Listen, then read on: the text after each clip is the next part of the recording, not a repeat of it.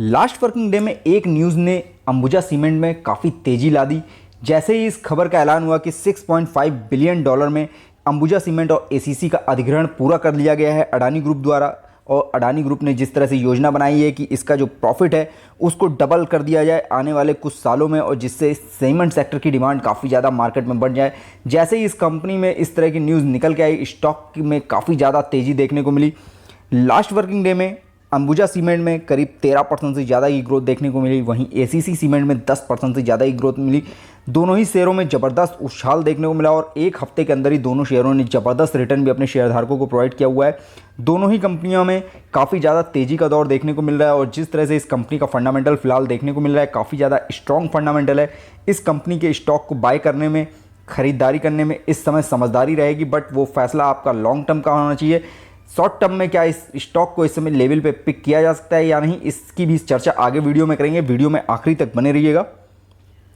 बता दें आपको कि कंपनी जिस तरह से ग्रोथ कर रही है, काफ़ी ज़्यादा शानदार तेज़ी स्टॉक में देखने को मिल रही है।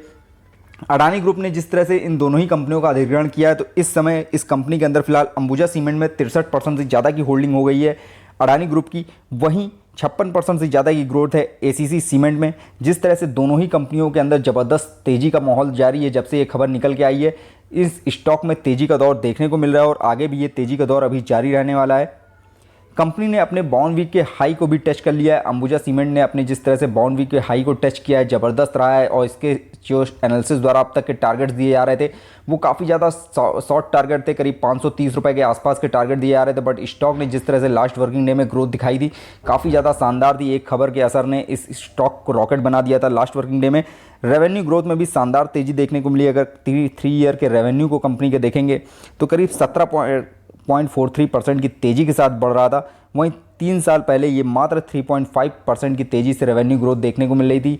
कंपनी में जिस तरह से न्यूज़ का दौर चल रहा है, इस स्टॉक में तेज़ी भी देखने को मिल रही है। बट इस समय अगर आप प्रॉफिट में हैं तो अपना प्रॉफिट जरूर बुक करते रहें, क्योंकि इस शेयर में अभी आपको गिरावट भी देखने को मिल सकती है, क्योंकि स्टॉक जो है अपने नया हाई बना चुका है, और नया हाई बनाने के बाद जिस तरह से इसने रिटर्न प्रोवाइड किए हुए हैं, डेफिनेटली आने वाले दिनों में आपको इस स्टॉक के अंदर प्रॉफिट बुकिंग भी देखने को मिलेगी। कंपनी के अब तक के हाई को देखें, इस कंपनी ने लास्ट वर्किंग डे में अपने बाउंड वीक का हाई 572 रुपये का टच किया था। लास्ट में क्लोजिंग 564 रुपये के आसपास दी थी। 274 रुपये का इसका बाउंड वीक का लो बना हुआ है। एक साल के अंदर इस स्टॉक ने 37% से ज़्यादा का रिटर्न निकाल के दिया है। जिस तरह से अभी इस स्टॉक के अंदर न्यूज़ का दौर चल रहा है, तो अभी संभावनाएं ज़्यादा हैं कि ये स्टॉक आपको 600 रुपये को क्रॉस करता हुआ अभी दिख सकता है। फिलहाल इसके की फैक्टर्स को देखेंगे, अगर इसका पी रेशियो देखेंगे तो 36.90 देखने को मिलेगा। पीवी रेशियो इसका 3.16 है। कंपनी का डिविडेंड 1.22% निकल के आता है। सेक्टर पी इसका 13.61 है। सेक्टर पीवी 2.68 है। वहीं सेक्टर डिविडेंड की बात करें 2.27% देखने को मिलता है। जिस तरह से कंपनी का फंडामेंटल फिलहाल देखने को मिल रहा है काफ़ी ज़्यादा स्ट्रॉन्ग देखने को मिल रहा है। पी रेशियो काफ़ी ज़्यादा हाई देखने को मिल रहा है। इस समय आपको 36.90 यानी पी रेशियो काफ़ी ज़्यादा अच्छा है। कुछ भी अभी नेगेटिव में देखने को नहीं मिल रहा है। और जिस तरह से इस कंपनी के अंदर न्यूज़ निकल के आ रही है, जिस तरह से अडानी ग्रुप द्वारा इस कंपनी के शेयरों का अधिग्रहण किया गया है, काफ़ी ज़्यादा शानदार है, जिससे इस शेयर में आपको अच्छी तेज़ी बनती हुई दिखने वाली है। कंपनी के अंदर जिस तरह से 40 एनालिसिस द्वारा होल्ड कॉल दी जा रही है, काफ़ी ज़्यादा शानदार है, यानी इस स्टॉक में बने रहने की सलाह दी जा रही है। स्ट्रॉन्ग बाय की कॉल 8 एनालिसिस द्वारा, बाय की कॉल 8 एनालिसिस द्वारा, होल्ड की कॉल 12 एनालिसिस द्वारा, वहीं सेल की कॉल 10 और स्ट्रॉन्ग सेल की कॉल 2 एनालिसिस द्वारा देखने को मिल रही है। ओवरऑल इस स्टॉक के अंदर 40 एनालिसिस द्वारा होल्ड की कॉल देखने को मिल रही है, क्योंकि स्टॉक अभी आपको काफ़ी ज़्यादा हाई रेंज तक जाता हुआ दिख सकता है।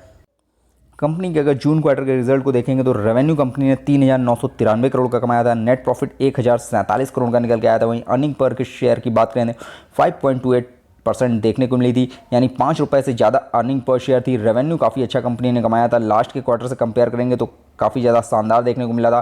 प्रॉफिट में भी शानदार ग्रोथ देखने को मिली है, यानी कंपनी का प्रॉफिट और रेवेन्यू शानदार तरीके से बढ़ रहा है। कंपनी का कामकाज है सही ट्रैक पे आता हुआ दिख रहा है। और जिस तरह से अडानी ग्रुप द्वारा इसके प्रॉफिट को डबल करने की योजना बनाई गई है, और जिस तरह से गवर्नमेंट ने भी इंफ्रास्ट्रक्चर पे जोर देने की योजना बनाई, जिससे सीमेंट सेक्टर में आने वाले दिनों में आपको तेज़ी आती हुई दिखने वाली है, और उसका फ़ायदा इस अंबुजा सीमेंट और एसी सीमेंट दोनों को ही मिलता हुआ दिख सकता है। कंपनी के फाइनेंशियल ट्रेंड को देखेंगे तो काफ़ी अच्छा अट्रैक्टिव देखने को मिलेगा। कंपनी का प्रॉफिट काफ़ी ज़्यादा शानदार निकल के आ रहा है लास्ट के ईयर से। जिस तरह से कंपनी का अब अधिग्रहण कर लिया गया है और इस कंपनी में अब अडानी ग्रुप की होल्डिंग हो गई है, तो इससे आने वाले दिनों में इस कंपनी में और अच्छा सुधार देखने को मिल सकता है और अच्छी ग्रोथ होती हुई दिखने को मिल सकती है। फिलहाल जिस तरह से इस कंपनी का अब तक का प्रॉफिट निकल के आया है, कंपनी ने अच्छा प्रॉफिट कमाया। 2021 में 2000 करोड़ से ज़्यादा का प्रॉफिट था। वहीं रेवेन्यू कंपनी ने 29,000 करोड़ से ज़्यादा का कमाया था। कंपनी के प्रॉफिट लगातार निकल के आ रहे हैं। कंपनी किसी तरह का निगेटिव प्रॉफिट नहीं दे रही है। ये एक अच्छी चीज़ है कि कंपनी का फंडामेंटल काफ़ी ज़्यादा स्ट्रॉन्ग देखने को मिल रहा है। होल्डिंग्स की बात करें, इस समय प्रमोटर्स के पास 63% से ज़्यादा की होल्डिंग है। किसी तरह की होल्डिंग गिरवी नहीं है, मार्केट से कोई कर्जा नहीं है कंपनी के ऊपर। एफआईज की होल्डिंग इस समय 12% से ज़्यादा है। डीआईज के पास 14% से ज़्यादा की होल्डिंग है। म्यूचुअल फंड्स के पास 7% से ज़्यादा की होल्डिंग है।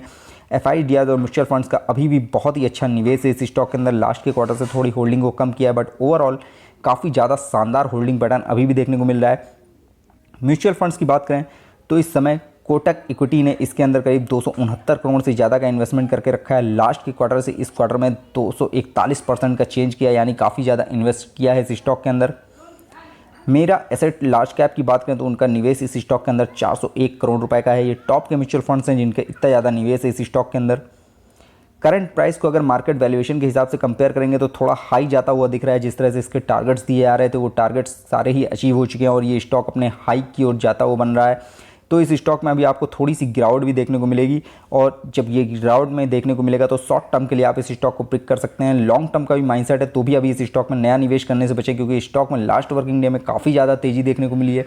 तो इस स्टॉक में अभी फिलहाल थोड़ी बहुत करेक्शन भी देखने को मिल सकता है।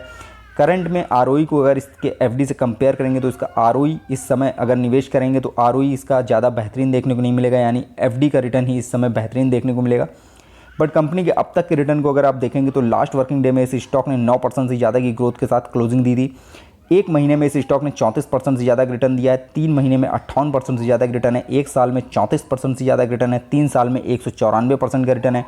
वहीं 5 साल की बात करें 58% से ज़्यादा का रिटर्न है। ओवरऑल कंपनी का ज़बरदस्त रिटर्न निकल के आ रहा है। हर पैटर्न पे कंपनी बहुत ही अच्छा रिटर्न प्रोवाइड करती हुई दिख रही है। एंट्री पॉइंट की बात करें, इस समय ग्रीन सिग्नल देखने को मिल रहा है, बट जिस हिसाब से स्टॉक में लगातार हाई बनता हुआ दिख रहा है तो इस समय थोड़ा सा आपको होल्ड करना चाहिए। नया निवेश करने से पहले कंपनी में थोड़ी सी गिरावट का वेट करना चाहिए। नो रेड फ्लैग, कंपनी में किसी तरह का कोई रेड फ्लैग नहीं है। कंपनी किसी भी तरह के एसएम या जीएसएम लिस्ट में नहीं है। कंपनी के डिविडेंड की अगर बात करें तो कंपनी का डिविडेंड काफ़ी ज़्यादा शानदार निकल के आता है। कंपनी का जो लास्ट डिविडेंड 2022 में कंपनी ने प्रोवाइड किया है 6.5 रुपये के आसपास का दिया है। 2021 में 1 रुपये पर शेयर का डिविडेंड दिया था, बट इससे पहले कंपनी के डिविडेंड साल में 2 से 3 बार डिविडेंड प्रोवाइड करती थी ये कंपनी। बट जिस तरह से अभी फिलहाल कंपनी का अधिग्रहण अडानी ग्रुप द्वारा किया गया है, कंपनी का प्रॉफिट जरूर आपको बढ़ता हुआ दिख सकता है और आने वाले दिनों में ये जो कंपनी का डिविडेंड है और ज़्यादा अट्रैक्टिव होता हुआ दिख सकता है। पीवेट लेवल की बात करें, स्टार्टिंग के फर्स्ट टारगेट्स क्या हैं, सपोर्टिंग टारगेट क्या है, तो पहला टारगेट इसका 568 रुपये का है, दूसरा 582 रुपये का है, तीसरा 624 रुपये का है। सपोर्टिंग टारगेट इसके 526 रुपये, 499, 457 रुपये के हैं। हालांकि जिस तरह से अभी गिरावट का माहौल अगर आपको देखने को मिल गया तो ये स्टॉक आपको 550 और 500 रुपये के बीच में देखने को मिल सकता है। फोरकास्ट रेटिंग की बात करें तो 40% इस समय बाय कॉल देखने को मिल रही है स्टॉक में। जिस तरह से तेजी का दौर देखने को मिल रहा है तो नया निवेश करने से अभी फिलहाल बचना चाहिए, गिरावट का वेट करना चाहिए और लॉन्ग टर्म के लिए ही होल्ड करना चाहिए इस स्टॉक का। अगर आपने पहले से इस स्टॉक में होल्डिंग ले रखी है तो आपको अपना प्रॉफिट भी समय समय पर बुक करते रहना चाहिए। फ्रेंड्स, ये वीडियो मैंने सिर्फ आपकी नॉलेज पर्पस से बनाया है। किसी भी तरह का निवेश करने से पहले अपने फाइनेंशियल एडवाइजर की सलाह जरूर ले लें। फ्रेंड्स, वीडियो पसंद आया तो लाइक कमेंट करके जरूर बताइएगा। फ्रेंड्स, वीडियो देखने के लिए बहुत बहुत धन्यवाद।